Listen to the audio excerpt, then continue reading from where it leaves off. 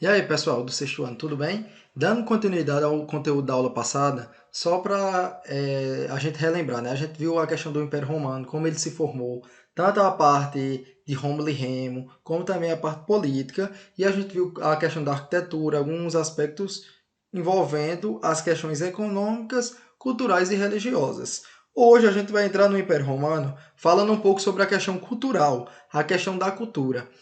Aí você pode estar se perguntando, professor, por que todo conteúdo como a Grécia, o senhor deu a Grécia e depois deu a parte cultural? Porque a gente vai ver o desenvolvimento cultural dessas sociedades, dessas primeiras sociedades, justamente para a gente entender a nossa cultura.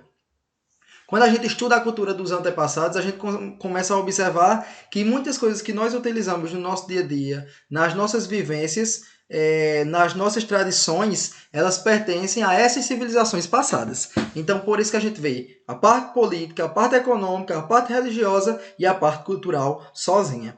Aqui eu coloquei para vocês o Império Romano, para a gente relembrar, né, um pouco, é uma revisão da aula passada, e o adentramento na questão dos aspectos culturais. O Império Romano, com a expansão da República Romana, lembrando aqui comigo que Roma foi república, monarquia e império no seu ponto político. Mas aqui a gente está retratando a questão da república, quando Roma se adentrou nos aspectos republicanos. Surgiu a questão do Império Romano. Durante o século III e o século IV a.C., a população sob o domínio de Roma alcançou de 60 milhões, tornando-se 25% da população mundial. A vida e a estrutura de Roma passaram por grandes mudanças, deixando de ser agrária e tornando-se mais comercial. Os povos conquistados ou foram escravizados ou passaram a pagar impostos para o Império. O Império Romano, como eu já mencionei para vocês na aula passada, é um dos grandes impérios e o império que teve uma grande influência na nossa sociedade, visto que como eu coloquei aí no texto, 60 milhões, que se tornou 25% da população mundial. Quando eu digo mundial, envolvem todas as constituições, todas as civilizações do mundo.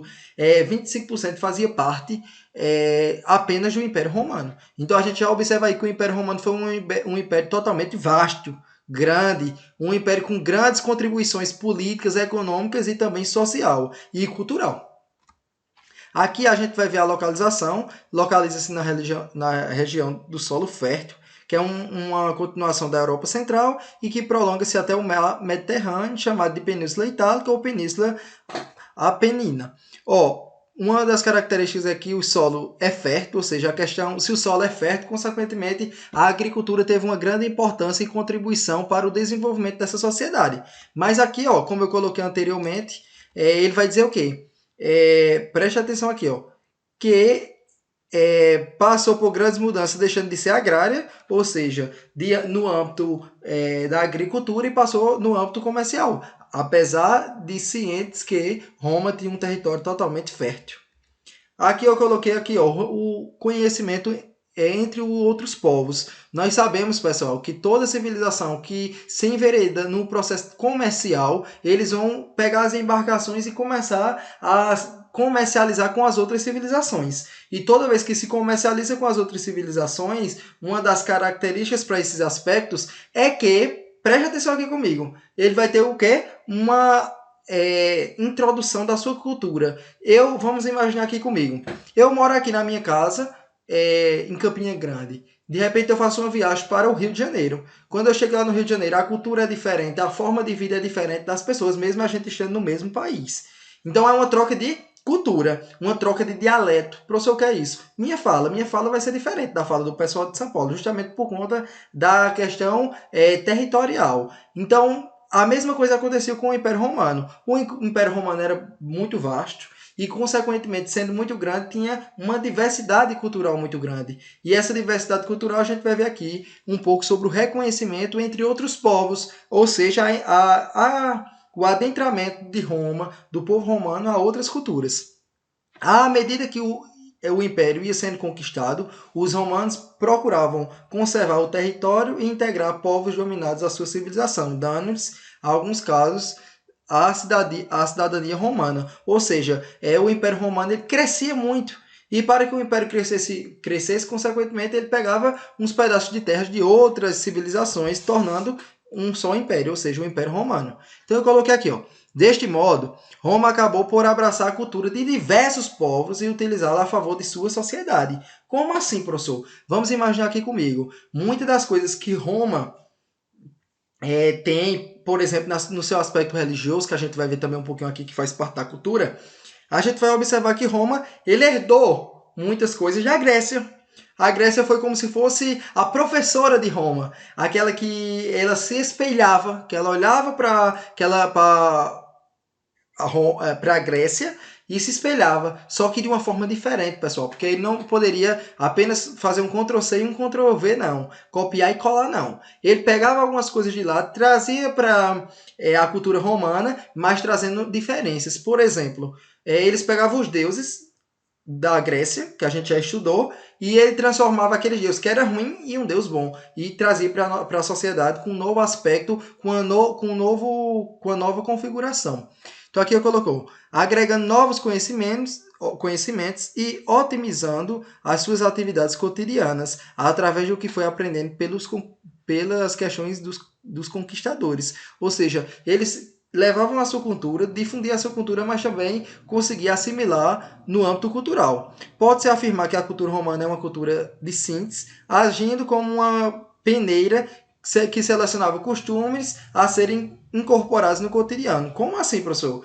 Olhavam a cultura do povo e, consequentemente, pegavam aquilo que eles achavam vamos dizer assim, coerente para a cultura deles. Eu coloquei aqui, ó. Afinal, o que é cultura? Talvez você já tenha se perguntado sobre isso. Segundo o dicionário que nós utilizamos de língua portuguesa, ele vai dizer que é um estado ou um estágio do desenvolvimento cultural de um povo ou período, caracterizado pelo conjunto das obras, instalações e objetos criados pelo homem desse povo ou do período na questão do conteúdo social. Ou seja, é tudo aquilo que o homem, com o passar do tempo, ele começa a ter o mecanismo de utilização e, consequentemente, ele consegue transformar aquilo ali e trazer para aquela sociedade como um símbolo social. Por exemplo, se a gente for ali aqui, nós que moramos em Campina Grande, a nossa cultura é uma cultura junina. É uma cultura que está enveredada todo nas celebrações agora, desse mês de junho. Que pena que nós não pudemos, dançar um forrozinho por conta da pandemia.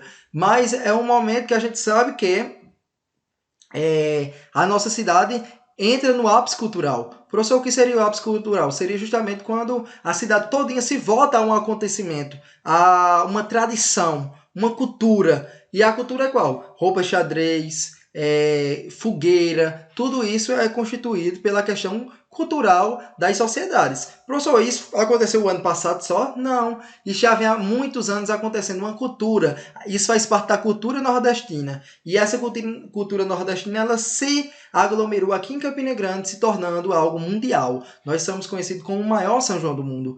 Então, ingressando o que? A questão da cultura. Aí entra aqui, instalações e objetos criados pelo homem desse povo ou período na questão do conteúdo social.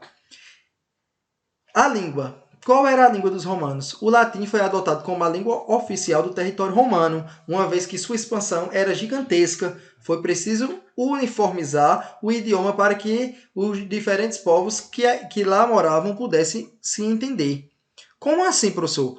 O império crescia muito, o Império Romano, consequentemente ingressava várias línguas. Então, o que é que as pessoas começam a perceber? A partir do momento que eu vou unificar essas línguas, consequentemente eu vou fazer que essas pessoas falem a mesma língua, ou seja, falem da mesma forma e, consequentemente, todo mundo tenha um âmbito de compreensão e, assim, gerando um âmbito de comércio, ou seja, se comunicar. É muito mais fácil eu me comunicar com uma pessoa que é aqui do Brasil para vender um celular, por exemplo, do que com uma pessoa que é dos Estados Unidos que fala outra língua. Então, que a gente possa refletir e pensar sobre isso, né? Os gregos influenciaram bastante a cultura romana e o latim adotou algumas das suas palavras, pois famílias romanas gostavam de que seus filhos fossem educados por mestres gregos. A gente sabe que a Grécia ela teve uma grande influência, como a gente já estudou anteriormente, nos vídeos anteriores, que a Grécia ela teve uma grande influência na questão educacional. Em que sentido, professor? Vamos lá pensar aqui comigo, pessoal. A Grécia, ela tinha uma grande contribuição. A gente viu que Atenas e Esparta teve uma grande contribuição nos aspectos educacionais. Uma enveredada na questão militar e outra na questão educacional intelectual. Mas a gente começa a perceber aqui que, como eu falei para vocês anteriormente, agora no vídeo de hoje, pessoal, muitas coisas da Grécia se perpassaram e chegaram no Império Romano, só que com outras denominações. Aqui eu coloquei para vocês, ó, são exemplos de idiomas derivados do latim. O português, que nós falamos, o francês, o espanhol, o italiano e o romeno. Ou seja, aqui são algumas línguas, alguns idiomas que são falados, que são originados pela língua latim. A nossa, por exemplo, é originada pela língua latim, que é a língua portuguesa. Aqui eu coloquei cultura e divertimento.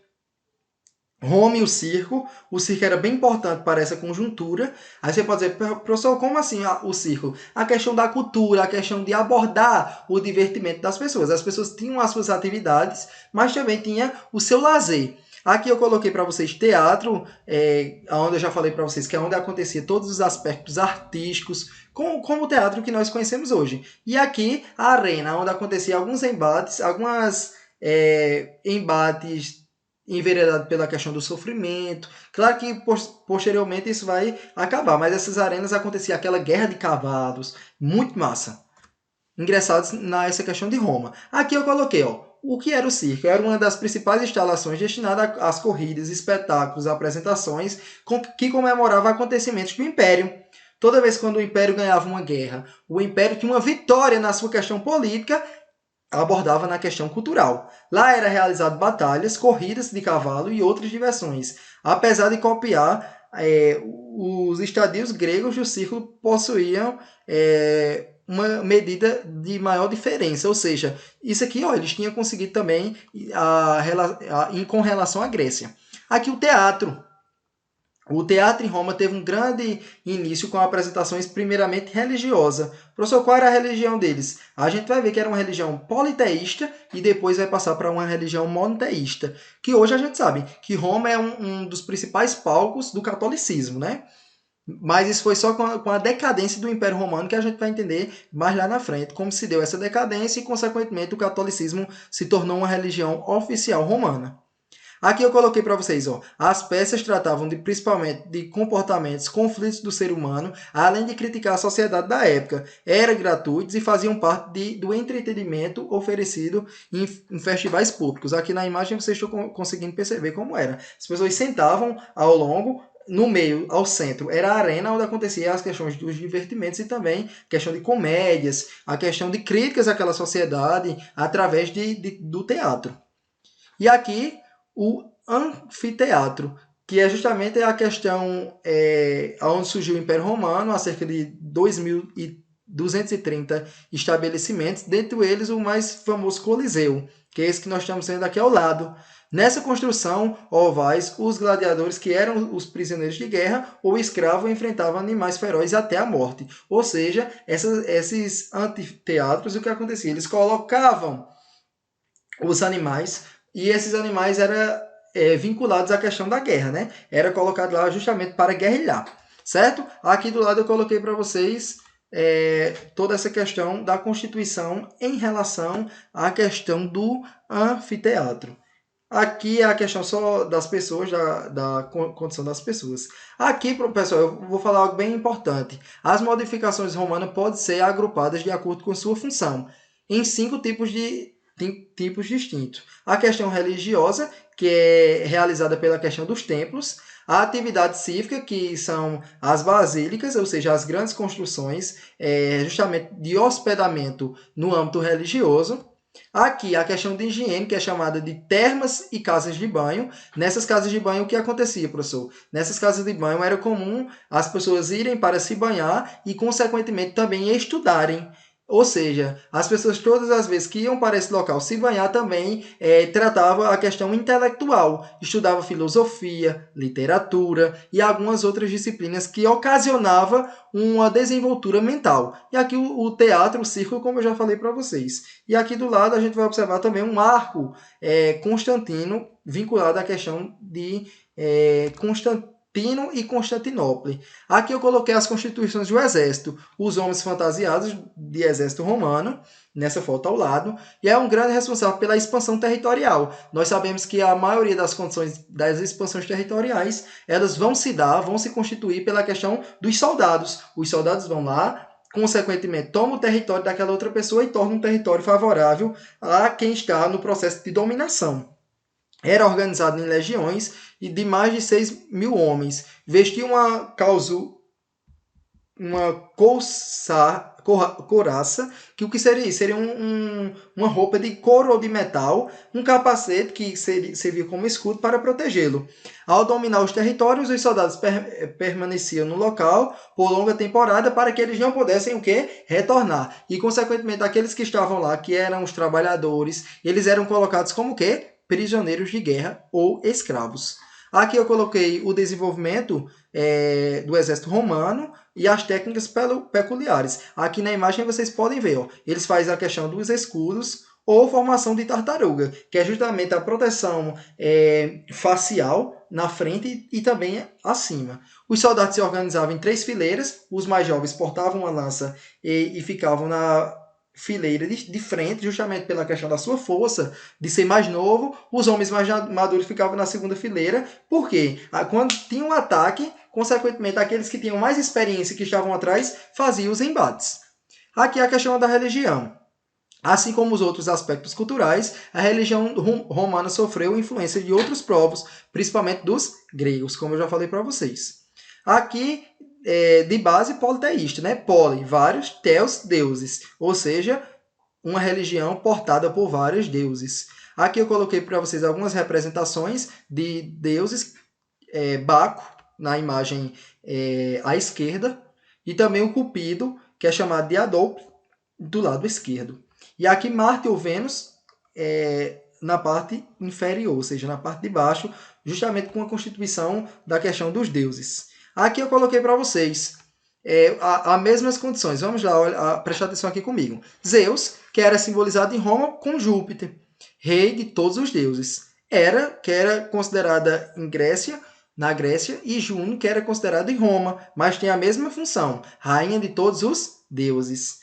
Afrodite ou Vênus, deuses do amor. Ares ou Marte, deuses da guerra. Ou seja, a gente vai perceber o que, pessoal? Que tinha um nome diferente, mas a área que ele protegia era a mesma área. Ou seja, eles herdaram dos aspectos da Grécia, a questão também religiosa. A questão das esculturas, aqui eu coloquei para vocês de uma forma representativa.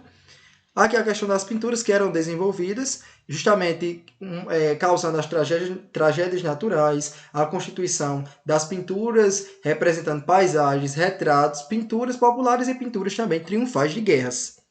Certo? Pessoal, a gente finaliza aqui, certo? Espero que vocês tenham entendido todo o aspecto romano. Eu vou passar para vocês bem direitinho uma atividade de casa, coloco lá no grupo junto com essa atividade, tá bom? Espero que vocês estejam entendendo a aula, tá bom? Um abraço e tudo